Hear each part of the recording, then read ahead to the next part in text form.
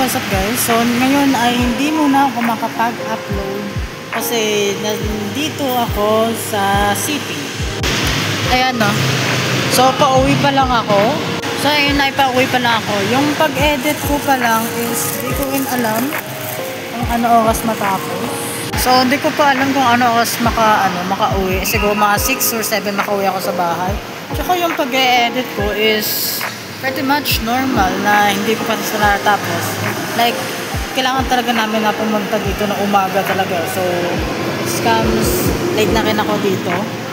So, pumunta ako dito mga 5, 6. Kasi may may graduation kami ng training nagkakaan. Asa ROTC din siya.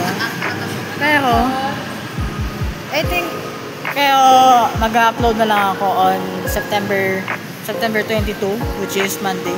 So, ayun na lang yung update muna guys. Hindi muna ako makapag-upload ngayon sa gaming channel natin. Pero, sige. Yun lang.